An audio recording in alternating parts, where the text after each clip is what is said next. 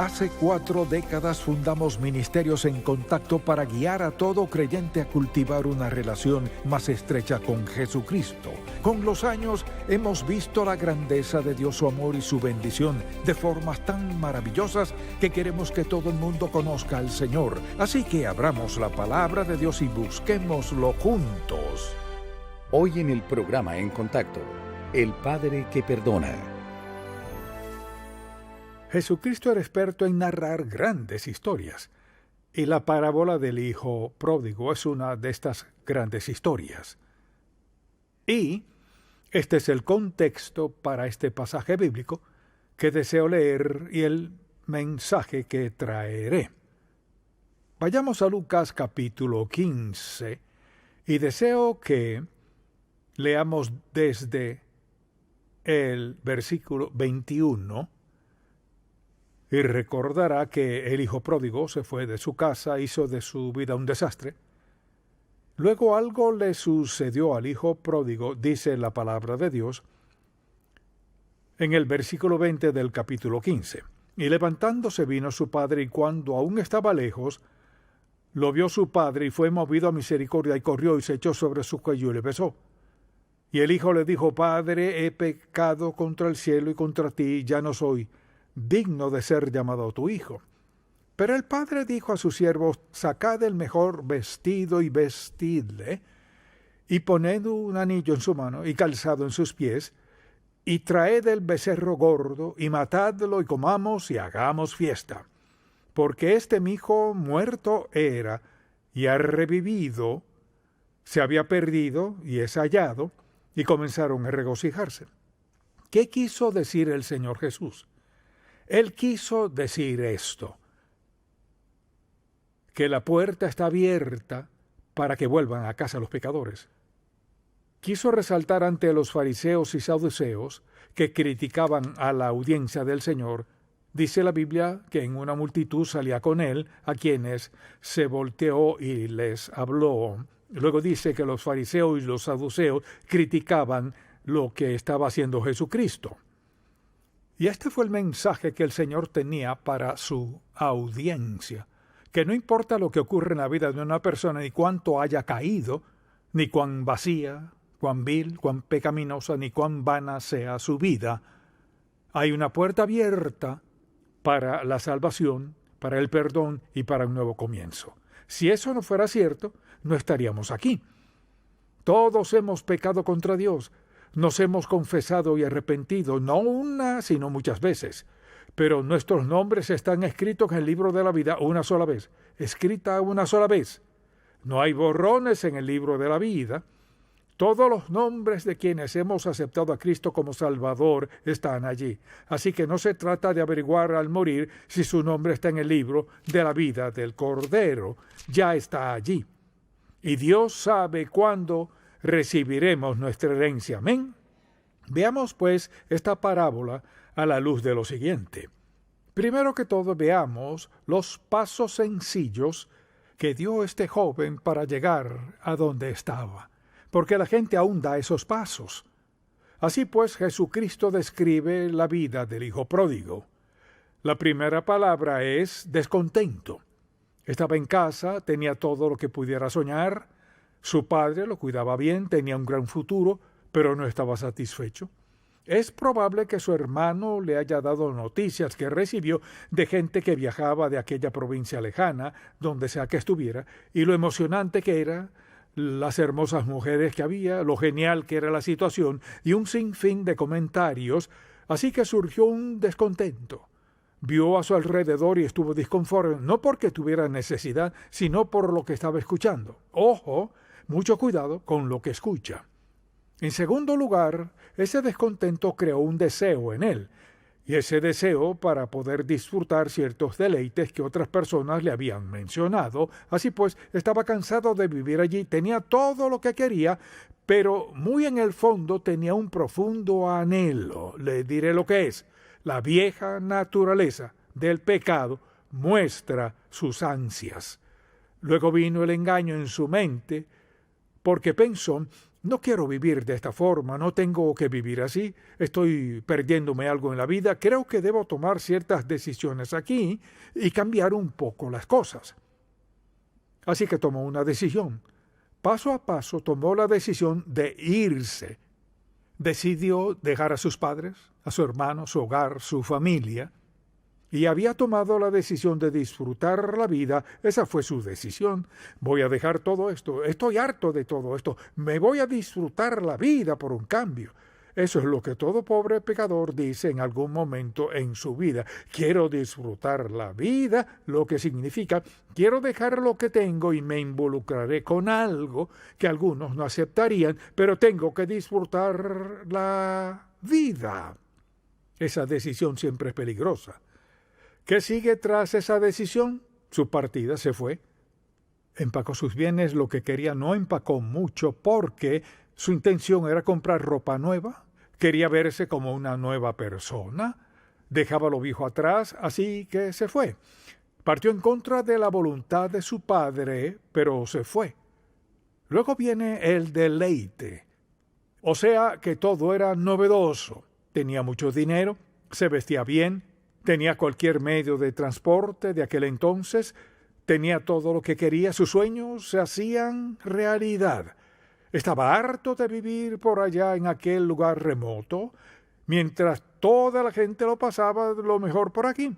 Quiero ir a una ciudad grande, quiero vivir, quiero experimentar la vida. Estoy harto de vivir en este pueblito. Este no es el lugar donde quiero vivir. Entonces, en lugar de preguntar, ¿es esto sabio o insensato? Quiero lo que me ofrece. Así que, como es natural, comenzó a disfrutarlo. Pero como toda persona que prueba el pecado y toda persona que decide alejarse de Dios, después que se le empezó a acabar el dinero, después que sus amigos comenzaron a irse, después que su ropa comenzó a desgastarse, cuando todo eso se le acabó, dice la Biblia que sufrió una gran desilusión. Preste mucha atención. El pecado siempre desilusiona mucho. Tal vez pensemos que nos satisfará, pero no puede. Y ya que no puede satisfacer, quizás alguien diga, pues estoy satisfecho por un tiempo. Solo por un tiempo. Y aún así, cuando esté a solas y cierre sus ojos de noche y piense en la realidad, no es feliz. Si vive fuera de la voluntad de Dios, no es feliz. Él se desilusionó. Entonces, ¿qué ocurre? Mientras más lejos vaya con la mentalidad equivocada del uso equivocado del dinero, de las relaciones, aprovecharse de la gente y todo lo demás propio de un estilo de vida pecaminoso, ¿qué sucede? Comenzó a sentirse sin esperanza, porque creía que al irse de su casa tendría una vida genial y maravillosa. Porque eso es lo que el diablo siempre dice. Si probaras esto, o si tuvieras a fulano o a fulana, si pudieras manejar esto y vivir ahí y vestir esto, pues cambiaría tu vida. Mire, nunca cuestionaría el hecho de que el pecado tenga placer, pero debajo del placer está la pena, porque el pecado siempre es igual. La paga del pecado es muerte. Eso no significa que siempre sea muerte física. La paga del pecado es muerte. Muerte a la felicidad, muerte a la paz, muerte a la seguridad. El pecado siempre tiene un capítulo final. Y ese capítulo final es muerte física y separación eterna de Dios.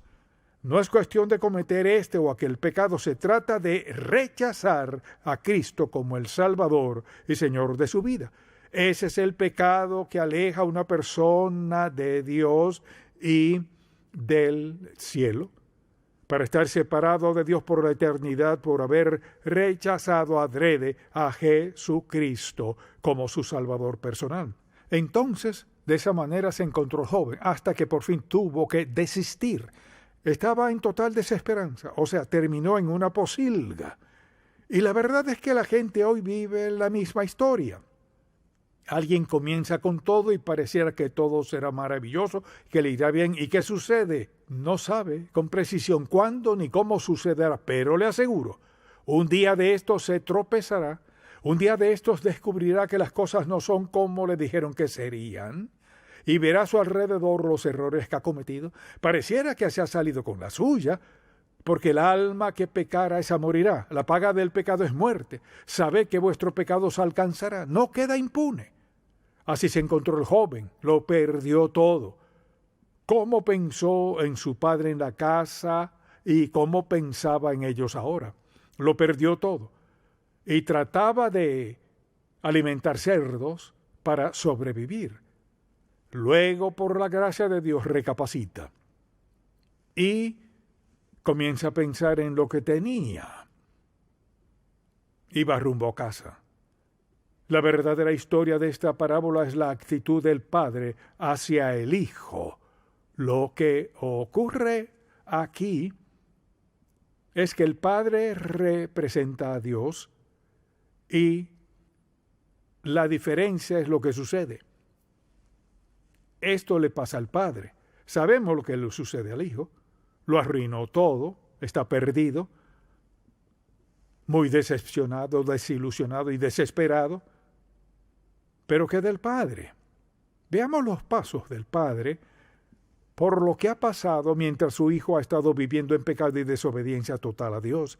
Recordemos que en primer lugar había un corazón herido. Cuando le dijo a su padre lo que estaba a punto de hacer, le rompió el corazón. Hay que ser padre para saber eso.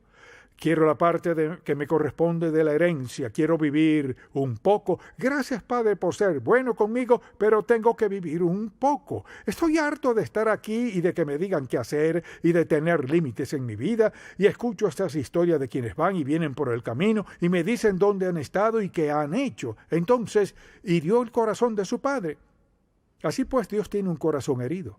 Entonces, el padre pensaría, ¿por qué quiere dejarlo todo? Por lo que resultará ser una decepción. Pero mire, la gente que vive en pecado y quiere pecar contra Dios no ven eso. Lo siguiente que notamos sobre el padre es que no dejaba de preocuparse por su hijo, tal como lo haría usted con un padre si su hijo o hija se fuera de la casa a vivir quizás en otro país u otro estado. Ya no se mantienen en contacto, así que se preguntaba qué le estará pasando, se preguntaría cómo le va con el dinero, sobre sus amigos, qué clase de amistades tienen, qué hacen los domingos, van a la iglesia o no, qué clase de lugares frecuentan, ¿acaso a veces piensan en sus padres? Y todas las preguntas que es normal que pasen por la mente de un padre. Y desde luego en medio de todo eso lo esperaba con paciencia. ¿Cuántos padres, madres, abuelas, abuelos han esperado con paciencia por sus hijos y nietos rebeldes que adrede se han ido de su casa porque querían vivir a su modo? Querían vivir de acuerdo a sus planes. Querían disfrutar ciertas cosas que tenían prohibidas en la casa porque la mentalidad de sus padres era espiritual, sabe que hablan de la Biblia y han tenido todo eso, así que allí estaban. El padre pensaba en todo lo que quizás estaría haciendo, pero lo esperaba con paciencia. Fíjese, ponga mucha atención. Aquí Jesucristo describe la actitud del Padre Celestial hacia nosotros. No solo lo esperaba con paciencia, sino el siguiente nivel es su relación. Estaba atento a su llegada. Quizás se paraba en la entrada, miraba hacia el camino, tenía buena visibilidad y veía a todos los viajeros que iban y venían con esperanza, había esperándolo por años. No había venido, pero no desistió. ¿Qué dice Dios? No desisto de ti. Así que lo esperaba atento y veía muchos viajeros. A veces pensaría, quizás no regrese, pero tal vez sí regrese. Miraba, miraba y miraba. Y esperaba y oraba, pero nada pasaba. Y luego vino otro nivel. Quería que regresara pronto. No veía la hora en que volviera. Quería que su hijo volviera sin importar en qué condición estuviera, ni lo que hubiera hecho, ni lo que hubiera sucedido. Quería que volviera. Dice la palabra que anhelaba que volviera pronto.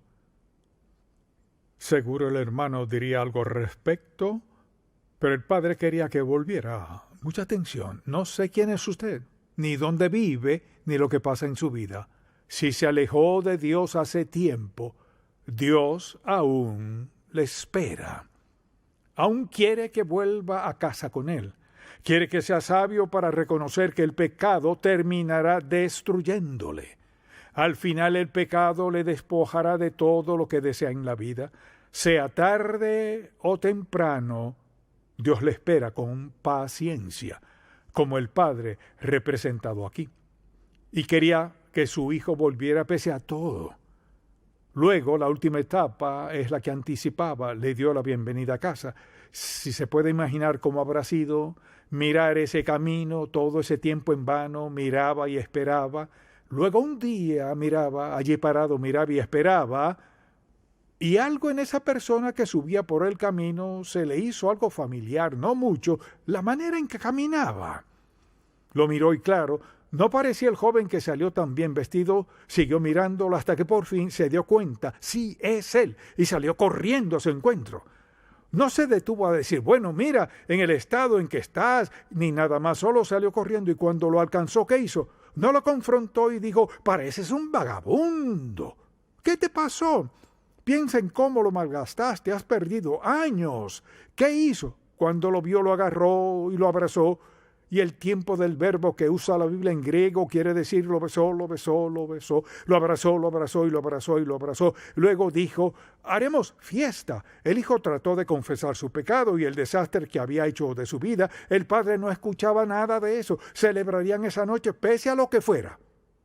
Ahora, ¿qué decía Dios?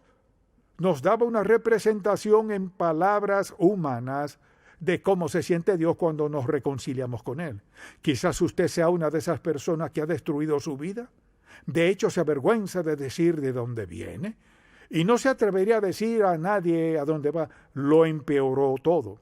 Quisiera decirle que el mismo Padre que esperó a su Hijo es el mismo amoroso Jehová, Yahvé, Elohim, Dios de los cielos, que le espera a usted y que le perdonará tal como este Padre perdonó a su Hijo. Se trata del Padre Celestial quien nos ama y nos perdona. La Biblia dice, la paga del pecado es muerte, pero no tenemos que morir en pecado. El alma que pecare esa morirá, sí, pero no tiene que morir así. El mundo está lleno de gente que vive en pecado por haber decidido desobedecer a Dios.